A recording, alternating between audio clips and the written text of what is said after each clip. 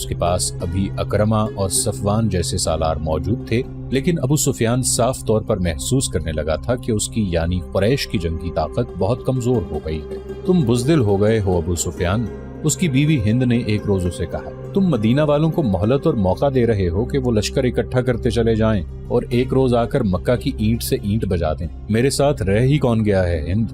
ابو سفیان نے مایوسی کے عالم میں کہا۔ مجھے اس شخص کی بیوی کہلاتے شرم آتی ہے جو اپنے خاندان اور اپنے قبیلے کے مقتولین کے خون کا انتقام لینے سے ڈرتا ہے۔ ہند نے کہا، میں قتل کر سکتا ہوں۔ ابو سفیان نے کہا، میں قتل ہو سکتا ہوں، میں بزدل نہیں، ڈرپوک بھی نہیں، لیکن میں اپنے وعدے سے نہیں پھر سکتا۔ کیا تم بھول گئی ہو کہ حدیبیہ میں محمد صلی اللہ علیہ وآلہ وسلم کے ساتھ میرا کیا معاہدہ ہوا تھا؟ اہل قریش اور مسلمان 10 سال تک آپس میں نہیں لڑیں گے۔ اگر میں معاہدہ توڑ دوں اور میدان جنگ میں مسلمان ہم پر غالب آ جائیں تو تم مت لڑو۔ ہند نے کہا، قریش نہیں لڑیں گے، ہم کسی اور قبیلے کو مسلمانوں کے خلاف لڑا سکتے ہیں۔ ہمارا مقصد مسلمانوں کی تباہی ہے، ہم مسلمانوں کے خلاف لڑنے والوں کو درپردہ مدد دے سکتے ہیں۔ قریش کے سوا کون ہے جو مسلمانوں کے خلاف لڑنے کی جرت کرے گا؟ ابو سفیان نے کہا، موتا میں ہرقل اور غسان کے 1 لاکھ کے لشکر نے مسلمانوں کا کیا بگاڑ دیا تھا؟ کیا تم نے سنا نہیں تھا کہ 1 لاکھ کے مقابلے میں مسلمانوں کی تعداد صرف 3000 تھی؟ میں اپنے قبیلے کے کسی آدمی کو مسلمانوں کے خلاف لڑنے والے کسی قبیلے کی مدد کے لیے جانے کی اجازت نہیں دوں گا۔ مت بھول ابو سفیان، ہند نے غضبناک لہجے میں کہا، میں وہ عورت ہوں جس نے احد کی لڑائی میں حمزہ کا پیٹ چاک کر کے اس کا کلیجہ نکالا اور اسے چبایا تھا۔ تم میرے خون کو کس طرح ٹھنڈا کر سکتے ہو؟ تم نے حمزہ کا نہیں، اس کی لاش کا پیٹ چاک کیا تھا۔ ابو سفیان نے ہونٹوں پر طنزیہ مسکراہٹ لا کر کہا، مسلمان لاشیں نہیں، اور وہ جو کچھ بھی ہیں، خدا کی قسم میں معاہدہ نہیں توڑوں گا۔ معاہدہ تو میں بھی نہیں توڑوں گی، ہند نے کہا، لیکن مسلمانوں سے انتقام ضرور لوں گی، اور یہ انتقام بھیانک ہوگا۔ قبیلہ قریش میں غیرت والے جنگجو موجود ہیں، آخر تم کرنا کیا چاہتی ہو؟ ابو سفیان نے پوچھا۔ تمہیں جلدی پتہ چل جائے گا، ہند نے کہا۔ مکہ کے گرد و نواح میں خزاعہ اور بنو بکر کے 2 قبیلے آباد تھے، ان کی آپس میں بڑی پرانی عداوت تھی۔ حدیبیہ میں جب مسلمانوں اور قریش میں صلح ہو گئی اور 10 سال تک عدم جارحیت کا معاہدہ ہو گیا تو یہ دونوں قبیلے اس طرح اس معاہدے کے فریق بن گئے کہ قبیلہ خزاعہ نے مسلمانوں کا اور قبیلہ بنو بکر نے قریش کا اتحادی بننے کا اعلان کر دیا تھا۔ معاہدہ جو تاریخ میں صلح حدیبیہ کے نام سے مشہور ہوا، خزاعہ اور بنو بکر کے لیے یوں فائدہ مند ثابت ہوا کہ دونوں قبیلوں کی آئے دن کی لڑائیاں بند ہو گئیں۔ اچانک یوں ہوا کہ بنو بکر نے ایک رات خزاعہ کی ایک بستی پر حملہ کر دیا۔ یہ کوئی بھی نہ جان سکا کہ بنو بکر نے معاہدہ کیوں توڑ دیا ہے۔ ایک روایت ہے کہ اس کے پیچھے ہند کا ہاتھ تھا۔ خزاعہ چونکہ مسلمانوں کے اتحادی تھے، اس لیے ہند نے اس توقع پر خزاعہ پر بنو بکر سے حملہ کرایا تھا کہ خزاعہ مسلمانوں سے مدد مانگیں گے اور مسلمان ان کی مدد کو ضرور آئیں گے، اور وہ جب بنو بکر پر حملہ کریں گے تو قریش مسلمانوں پر حملہ کر دیں گے۔ ایک روایت یہ ہے کہ یہ غسانی عیسائیوں اور یہودیوں کی سازش تھی۔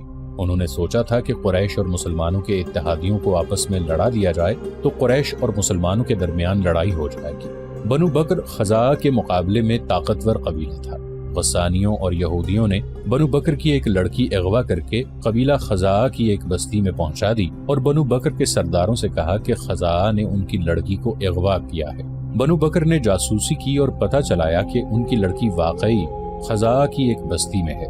ہند نے اپنے خامند ابو سفیان کو بتائے بغیر قریش کے کچھ آدمی بنو بکر کو دے دیے۔ ان میں قریش کے مشہور سالار اکرمہ اور صفوان بھی تھے۔ چونکہ حملہ رات کو کیا گیا تھا اس لیے خزاعہ کے 20 آدمی مارے گئے۔ یہ راز ہر کسی کو معلوم ہو گیا کہ بنو بکر کے حملے میں قریش کے آدمی مدد کے لیے گئے تھے۔ خزاعہ کا سردار اپنے ساتھ 2-3 آدمی لے کر مدینہ چلا گیا۔ خزاعہ غیر مسلم قبیلہ تھا۔ خزاعہ کے یہ آدمی حضور صلی اللہ علیہ وآلہ وسلم کے پاس پہنچے اور آپ صلی اللہ علیہ وآلہ وسلم کو بتایا کہ بنو بکر نے قریش کی پشت پناہی سے حملہ کیا اور قریش کے کچھ جنگجو بھی اس حملے میں شریک تھے۔ خزاعہ کے ایلچی نے حضور صلی اللہ علیہ وآلہ وسلم کو بتایا کہ اکرمہ اور صفوان بھی اس حملے میں شامل تھے۔ رسول اکرم صلی اللہ علیہ وآلہ وسلم غصے میں آ گئے۔ یہ معاہدے کی خلاف ورزی تھی۔ آپ صلی اللہ علیہ وآلہ وسلم نے مجاہدین کو تیاری کا حکم دے دیا۔ مورخ لکھتے ہیں کہ رسول اللہ صلی اللہ علیہ وآلہ وسلم کا رد عمل بڑا ہی شدید تھا۔ اگر معاملہ صرف بنو بکر اور خزاعہ کی آپس میں لڑائی کا ہوتا تو حضور صلی اللہ علیہ وآلہ وسلم شاید کچھ اور فیصلہ کرتے، لیکن بنو بکر کے حملے میں قریش کے نامی گرامی سالار اکرمہ اور صفوان بھی شامل تھے، اس لیے آپ صلی اللہ علیہ وآلہ وسلم نے فرمایا کہ معاہدے کی خلاف ورزی کی ذمہ داری اہل قریش پر عائد ہوتی ہے۔ ابو سفیان نے صلح حدیبیہ کی خلاف ورزی کی ہے۔ مدینہ کی گلیوں اور گھروں میں آوازیں سنائی دینے لگی، رسول اللہ صلی اللہ علیہ وآلہ وسلم کے حکم پر ہم مکہ کی اینٹ سے اینٹ بجا دیں گے، اب قریش کو ہم اپنے قدموں میں بٹھا کر دم لیں گے۔ رسول اللہ صلی اللہ علیہ وآلہ وسلم نے مکہ پر حملے کی تیاری کا حکم دے دیا۔ ابو سفیان کو اتنا ہی پتا چلا کہ بنو بکر نے خزاعہ پر شب خون کی طرز کا حملہ کیا ہے اور خزاعہ کے کچھ آدمی مارے گئے ہیں۔ اسے یاد آیا کہ اکرمہ اور صفوان صبح سویرے گھوڑوں پر سوار کہیں سے آ رہے تھے۔ اس نے ان سے پوچھا تھا کہ وہ کہاں سے آ رہے ہیں، تو انہوں نے جھوٹ بولا تھا کہ وہ گھڑ دوڑ کے لیے گئے تھے۔ دوپہر کے وقت جب اسے پتا چلا کہ بنو بکر نے خزاعہ پر حملہ کیا ہے تو اس نے اکرمہ اور صفوان کو بلایا۔ تم دونوں مجھے کس طرح یقین دلا سکتے ہو کہ خزاعہ کی بستی پر بنو بکر کے حملے میں تم شریک نہیں تھے؟ ابو سفیان نے ان سے پوچھا، کیا تم بھول گئے ہو کہ بنو بکر ہمارے دوست ہیں؟ صفوان نے کہا، اگر دوست مدد کے لیے پکاریں تو کیا تم دوستوں کو پیٹھ دکھاؤ گے؟ میں کچھ بھی نہیں بھولا۔ ابو سفیان نے کہا، خدا کی قسم تم بھول گئے ہو کہ قبیلہ قریش کا سردار کون ہے؟ میں ہوں تمہارا سردار، میری اجازت کے بغیر تم کسی اور کا ساتھ نہیں دے سکتے۔ ابو سفیان، اکرمہ نے کہا، میں تمہیں اپنے قبیلے کا سردار مانتا ہوں، تمہاری کمان میں لڑائیاں لڑی ہیں، تمہارا ہر حکم مانا ہے، لیکن ہم دیکھ رہے ہیں کہ تم قبیلے کے وقار کو مجروح کرتے چلے جا رہے ہو۔ تم نے اپنے دل پر مدینہ والوں کا خوف طاری کر لیا ہے۔ اگر میں قبیلے کا سردار ہوں تو میں کسی کو ایسا جرم بخشوں گا نہیں جو تم نے کیا ہے، ابو سفیان نے کہا۔ ابو سفیان، اکرمہ نے کہا، وہ وقت تمہیں یاد ہوگا جب خالد مدینہ کو رخصت ہوا تھا، تم نے اسے بھی دھمکی دی تھی اور میں نے تمہیں کہا تھا کہ ہر کسی کو حق حاصل ہے کہ وہ اس عقیدے کا پیروکار ہو جائے جسے وہ اچھا سمجھتا ہے، اور میں نے تمہیں یہ بھی کہا تھا کہ تم نے اپنا رویہ نہ بدلا تو میں بھی تمہارا ساتھ چھوڑنے اور محمد کی اطاعت قبول کرنے پر مجبور ہو جاؤں گا۔ کیا تم نہیں سمجھتے کہ باوقار لوگ اپنے عہد کی خلاف ورزی نہیں کیا کرتے؟ ابو سفیان نے کہا، تم نے بنو بکر کا ساتھ دے کر اور مسلمانوں کے اتحادی قبیلے پر حملہ کر کے اپنے قبیلے کا وقار تباہ کر دیا ہے۔ اگر تم یہ سوچ رہے ہو کہ محمد نے مکہ پر حملہ کر دیا تو تم حملہ پسپا کر دو گے تو تم خوش فہمی میں مبتلا ہو۔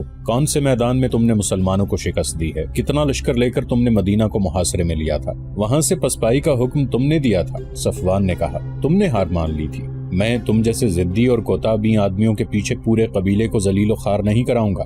ابو سفیان نے کہا، میں مسلمانوں کے ساتھ ابھی چھیڑخانی نہیں کر سکتا، میں محمد کو بتانا چاہتا ہوں کہ ہمارے ایک دوست قبیلے نے مسلمانوں کے ایک دوست قبیلے پر حملہ کیا ہے اور اس میں قریش کے چند ایک آدمی شامل ہو گئے تھے، تو اس سے یہ مطلب نہ لیا جائے کہ میں نے معاہدے کی خلاف ورزی کی ہے۔ میں محمد کو بتاؤں گا کہ قبیلہ قریش حدیبیہ کے معاہدے پر قائم ہے۔ وہ اکرمہ اور صفوان کو وہیں کھڑا چھوڑ کر وہاں سے چلا گیا۔ ابو سفیان اسی روز مدینہ کو روانہ ہو گیا۔ اہل مکہ حیران تھے کہ ابو سفیان اپنے دشمن کے پاس چلا گیا ہے، اس کے خلاف آوازیں اٹھنے لگیں، اس کی بیوی ہند پھنکارتی پھر رہی تھی۔ مدینہ پہنچ کر ابو سفیان نے جس دروازے پر دستک دی وہ اس کی اپنی بیٹی ام حبیبہ رضی اللہ عنہا کا گھر تھا۔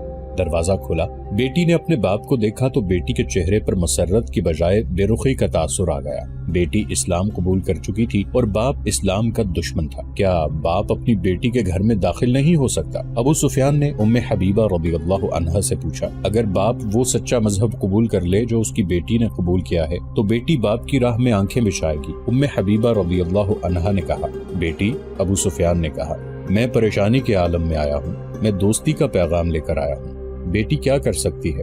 ام حبیبہ رضی اللہ عنہا نے کہا، آپ رسول خدا صلی اللہ علیہ وآلہ وسلم کے پاس جائیں۔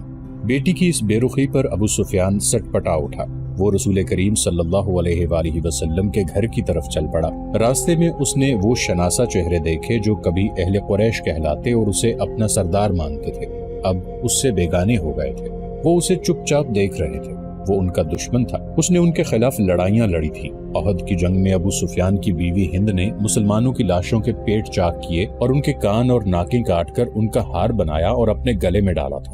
ابو سفیان اہل مدینہ کی گھورتی ہوئی نظروں سے گزرتا رسول کریم صلی اللہ علیہ وآلہ وسلم کے ہاں جا پہنچا۔ اس نے ہاتھ بڑھایا، رسول کریم صلی اللہ علیہ وآلہ وسلم نے مصافحہ کیا، لیکن آپ صلی اللہ علیہ وآلہ وسلم کی بے رخی نمایاں تھی۔ رسول کریم صلی اللہ علیہ وآلہ وسلم کو اطلاع مل چکی تھی کہ بنو بکر نے اہل قریش کی مدد سے خزاعہ پر حملہ کیا ہے۔ آپ صلی اللہ علیہ وآلہ وسلم اہل قریش کو فریب کار سمجھ رہے تھے۔ ایسے دشمن کا آپ صلی اللہ علیہ وآلہ وسلم کے پاس ایک ہی علاج تھا کہ فوج کشی کرو تاکہ وہ یہ نہ سمجھے کہ ہم کمزور ہیں۔ اے محمد، ابو سفیان نے کہا، میں یہ غلط فہمی رفع کرنے آیا ہوں کہ میں نے حدیبیہ کے صلح نامے کی خلاف ورزی نہیں کی۔ اگر بنو بکر کی مدد کو قبیلہ قریش کے چند آدمی میری اجازت کے بغیر چلے گئے تو یہ میرا قصور نہیں، میں نے معاہدہ نہیں توڑا۔ اگر تم چاہتے ہو تو میں معاہدے کی تجدید کے لیے تیار ہوں۔ مورخین ابن حشام اور مغازی کی تحریروں سے پتہ ملتا ہے کہ رسول اکرم صلی اللہ علیہ وآلہ وسلم نے نہ اس کی طرف دیکھا نہ اس کے ساتھ کوئی بات کی۔ رسول کریم صلی اللہ علیہ وآلہ وسلم کی خاموشی نے ابو سفیان پر خوف طاری کر دیا۔ وہ وہاں سے اٹھایا اور ابو بکر رضی اللہ عنہ سے جا ملا۔ محمد میری کوئی بات سننے پر آمادہ نہیں۔ ابو سفیان نے ابو بکر رضی اللہ عنہ سے کہا، تم ہم میں سے ہو ابو بکر، خدا کی قسم ہم گھر آئے مہمان کے ساتھ ایسا سلوک نہیں کیا کرتے کہ اس کی بات بھی نہ سنیں۔ میں دوستی کا پیغام لے کر آیا ہوں۔ اگر محمد صلی اللہ علیہ وآلہ وسلم نے جو اللہ کے رسول ہیں تمہاری بات نہیں سنی تو ہم تمہاری کسی بات کا جواب نہیں دے سکتے۔ ابو بکر رضی اللہ عنہ نے کہا، ہم اس مہمان کی بات سنا کرتے ہیں جو ہماری بات سنتا ہے۔ ابو سفیان، کیا تم نے محمد صلی اللہ علیہ وآلہ وسلم کی بات سنی ہے کہ وہ اللہ کا بھیجا ہوا رسول صلی اللہ علیہ وآلہ وسلم ہے؟ کیا تم نے اللہ کے رسول صلی اللہ علیہ وآلہ وسلم کی یہ بات نہیں سنی تھی کہ اللہ ایک ہے اور اس کے سوا کوئی معبود نہیں؟ سنی تھی تو تم رسول اللہ صلی اللہ علیہ وآلہ وسلم کے دشمن کیوں ہو گئے تھے؟ کیا تم میری کوئی مدد نہیں کرو گے ابو بکر؟ ابو سفیان نے التجا کی، نہیں۔ ابو بکر رضی اللہ عنہ نے کہا، ہم اپنے رسول کے حکم کے پابند ہیں۔ ابو سفیان مایوسی کے عالم میں سر جھکائے ہوئے چلا گیا اور کسی سے حضرت عمر رضی اللہ عنہ کے گھر کا پتہ پوچھ کر ان کے سامنے جا بیٹھا۔ اسلام کے سب سے بڑے دشمن کو مدینہ میں دیکھ کر مجھے حیرت ہوئی ہے۔ عمر رضی اللہ عنہ نے کہا، خدا کی قسم تم اسلام قبول کرنے والوں میں سے نہیں۔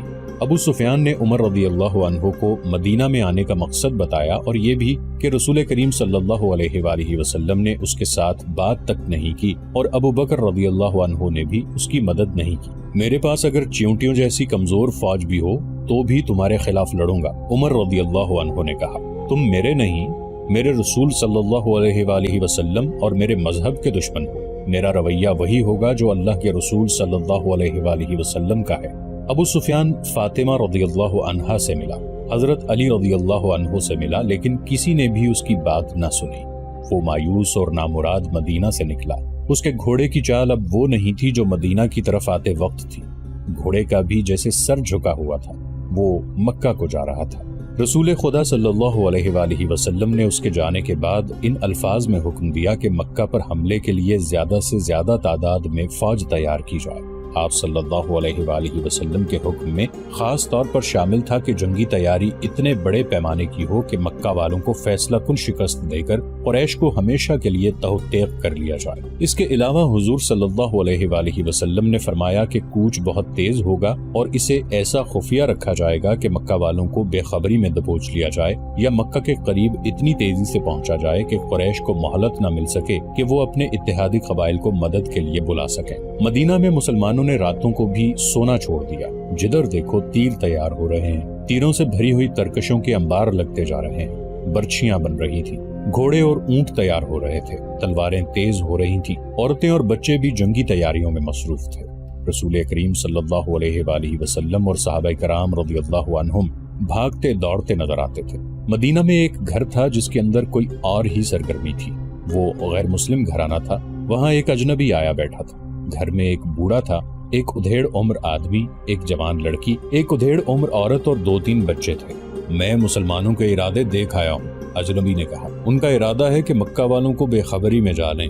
بلا شک و شبہ محمد جنگی چالوں کا ماہر ہے، اس نے جو کہا ہے وہ کر کے دکھا دے گا۔ ہم کیا کر سکتے ہیں؟ بوڑھے نے پوچھا۔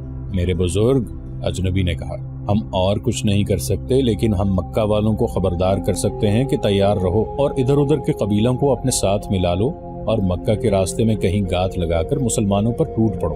مکہ پہنچنے تک ان پر شب خون مارتے رہو۔ مسلمان جب مکہ پہنچیں گے تو ان کا دمخم ٹوٹ چکا ہوگا، قسم اس کی جسے میں پوجتا ہوں۔ بوڑھے نے جوشیلی آواز میں کہا، تم عقل والے ہو، تم خدائے یہودا کے سچے پجاری ہو۔ خدائے یہودا نے تمہیں عقل و دانش عطا کی ہے، کیا تم مکہ نہیں جا سکتے؟ نہیں، اجنبی نے کہا۔ مسلمان ہر غیر مسلم کو شک کی نگاہ سے دیکھ رہے ہیں، یہ جانتے ہیں کہ میں یہودی ہوں، वो मुझ पर शक करेंगे, मैं अपनी जान पर खेल जाऊंगा। मुझे इन यहूदियों के खून का इंतकाम लेना है जिन्हें मुसलमानों ने कत्ल किया था। मेरी रगों में बनो कुरैज़ा का खून दौड़ रहा है। ये मेरा फर्ज है कि मैं मुसलमानों को ज़रबें लगाता रहूं, और मैं अपना ये फर्ज अदा ना करूं तो खुदाए यहूदा मुझे इस कुत्ते की सूरत मारे जिसके जिस्म पर खारिश और फोड़े होते हैं और वो तड़प तड़प कर मरता है। लेकिन मैं नहीं चाहता कि मैं पकड़ा जाऊं। मैं मुसलमानों को डंक मारने के लिए जिंदा रहना चाहता हूँ। मैं बूढ़ा हूँ, बूढ़े ने कहा। मक्का दूर है, घोड़े या ऊंट पर इतना तेज सफर नहीं कर सकूंगा कि मुसलमानों से पहले मक्का पहुंच जाऊं। ये काम बच्चों और औरतों का भी नहीं। मेरा बेटा है मगर बीमार है। इस इनाम को देखो जो हम तुम्हें दे रहे हैं। अजनबी यहूदी ने कहा, ये काम कर दो, इनाम के अलावा हम तुम्हें अपने मजहब में शामिल करके अपनी हिफाजत में ले लेंगे। क्या ये काम मैं कर सकती हूँ? उधेड़ उम्र औरत ने कहा, तुमने मेरी ऊँटनी नहीं देखी? तुमने मुझे ऊँटनी की पीठ पर कभी नहीं देखा। इतनी तेज ऊँटनी मदीना में किसी के पास नहीं है। हाँ, यहूदी ने कहा, तुम ये काम कर सकती हो। ऊँटों और बकरियों को बाहर ले जाओ, तुम्हारी तरफ कोई ध्यान नहीं देगा। तुम इन्हें चराने के लिए हर रोज ले जाती हो। आज भी ले जाओ और मदीना से कुछ दूर जाकर अपनी ऊँटनी पर सवार हो जाओ। उसने एक कागज एक औरत को देते हुए कहा, इसे अपने सर के बालों में छुपा लो। ऊँटनी को दौड़ाती ले जाओ और मक्का में अबू सुफियान के घर जाओ और बालों में से ये कागज निकालकर उसे दे दो। लाओ। औरत ने कागज लेते हुए कहा, मेरा इनाम मेरे दूसरे हाथ पर रख दो और इस यकीन के साथ मेरे घर से जाओ कि मुसलमान मक्का से वापस आएंगे तो उनकी तादाद आधी भी नहीं होगी और उनके सर झुके हुए होंगे और शिकस्त उनके चेहरों पर लिखी हुई होगी। यहूदी ने सोने के 3 टुकड़े औरत को दिए और बोला, ये उस इनाम का निस्फ हिस्सा है जो हम तुम्हें उस वक्त देंगे जब तुम ये पैगाम अबू सुफियान के हाथ में देकर वापस आ जाओगे। अगर मैंने काम कर दिया और जिंदा वापस न आ सकी तो बाकी इनाम तुम्हारे खामिन को मिलेगा। यहूदी ने कहा। ये औरत, जिसका किसी भी तारीख में नाम नहीं दिया गया, अपने ऊंट और बकरियां चराने के लिए ले गई। उन्हें वो हाँकती जा रही थी। किसी ने भी न देखा कि ऊंटों की पीठें नंगी थीं, लेकिन एक ऊंटनी सवारी के लिए तैयार की गई थी। उसके साथ पानी का मशकीजा और एक थैला भी बंधा हुआ था। औरत उस रेवड़ को शहर से दूर ले गई। बहुत देर गुजर गई तो यहूदी ने उस जवान लड़की को जो घर में थी कहा कि वो जा चुकी होगी, तुम जाओ और ऊंटों और बकरियों को शाम के वक्त वापस ले आना। वो लड़की हाथ में गदड़ियों वाली लाठी लेकर बाहर निकल गई, लेकिन वो शहर से बाहर जाने की बजाय शहर के अंदर चली गई। वो इस तरह इधर उधर देखती जा रही थी जैसे किसी को ढूंढ रही हो। वो गलियों में से गुजरी और एक मैदान में जा रुकी। वहाँ बहुत से मुसलमान ढालें और तलवारें लिए तैवजनी की मशक कर रहे थे। एक तरफ शुद्र दौड़ हो रही थी और तमाशाइयों का भी हुजूम था। लड़की उस हुजूम के इर्द गिर्द घूमने लगी। ये किसी को ढूंढ रही थी। उसके चेहरे पर परेशानी के आसार थे जो बढ़ते जा रहे थे। उसके कदम तेजी से उठने लगे। ये एक जमा साल आदमी ने उसे देख लिया और बड़ी तेज चलता उसके पीछे गया। करीब पहुंचकर उसने धीमी आवाज से कहा, ज़ारिया। लड़की ने चौंक कर पीछे देखा और उसके चेहरे पर परेशानी का तासुर उड़ गया। वहीं आ जाओ, ज़ारिया ने कहा और वो दूसरी तरफ चली गई। ज़ारिया को वहां पहुंचते खासा वक्त लग गया जहां वो औरत ऊंटों और बकरियों को ले जाया करती थी। ऊंट और बकरियां वहीं थीं, वो औरत और उसकी ऊंटनी वहां नहीं थी। ज़ारिया वहां इस अंदाज से बैठ गई जैसे बकरियां चराने आई हो। वो बार बार उठती और शहर की तरफ देखती थी। उसे अपनी तरफ कोई आता नजर नहीं आ रहा था। वो एक बार फिर परेशान होने लगी। सूरज डूबने के लिए उफक की तरफ जा रहा था जब वो आता दिखाई दिया। ज़ारिया ने सुकून की आह भरी और बैठ गई। ओ उबैद, ज़ारिया ने उसे अपने पास बिठाकर कहा, तुम इतनी देर से क्यों आए हो? मैं परेशान हो रही हूँ। क्या मैंने तुम्हें परेशानी का इलाज बताया नहीं? उबैद ने कहा, मेरे मजहब में आ जाओ और तुम्हारी परेशानी खत्म हो जाएगी। जब तक तुम इस्लाम कबूल नहीं करती, मैं तुम्हें अपनी बीवी नहीं बना सकता। ये बातें फिर कर लेंगे, ज़ारिया ने कहा, लेकिन आज मेरे दिल पर बोझ आ पड़ा है। कैसा बोझ? मुसलमान मक्का पर हमला करने जा रहे हैं। ज़ारिया ने कहा, तुम ना जाओ उबैद, तुम्हें अपने मजहब की कसम है ना जाना। कहीं ऐसा ना हो मक्का वालों में इतनी जान नहीं रही कि हमारे मुकाबले में जम सके। उबैद ने कहा, लेकिन ज़ारिया, उनमें जान हो ना हो, मुझे अगर मेरे रसूल सल्लल्लाहु अलैहि वसल्लम आग में कूद जाने का हुक्म देंगे तो मैं आप सल्लल्लाहु अलैहि वसल्लम का हुक्म मानूंगा। दिल पर बोझ न डालो ज़ारिया। हमारा हमला ऐसा होगा कि उन्हें उस वक्त हमारी खबर होगी जब हमारी तलवारें उनके सरों पर चमक रही होंगी। ऐसा नहीं होगा उबैद, ऐसा नहीं होगा। वो घात में बैठे होंगे। आज रात के पिछले पहर या कल सुबह अबू सुफियान को पैगाम मिल जाएगा कि मुसलमान तुम्हें बेखबरी में दबोचने के लिए आ रहे हैं। तुम ना जाना उबैद, कुरैश और उनके दोस्त कबीले तैयार होंगे। क्या कह रही हो ज़ारिया? उबैद ने बिदक कर पूछा। अबू सुफियान को किसने पैगाम भेजा है? एक यहूदी ने, ज़ारिया ने कहा, और पैगाम मेरे बड़े भाई की बीवी लेकर गई है। میری محبت کا اندازہ کرو عبید، میں نے تمہیں وہ راز دے دیا ہے جو مجھے نہیں دینا چاہیے تھا۔ یہ صرف اس لیے دیا ہے کہ تم کسی بہانے رک جاؤ۔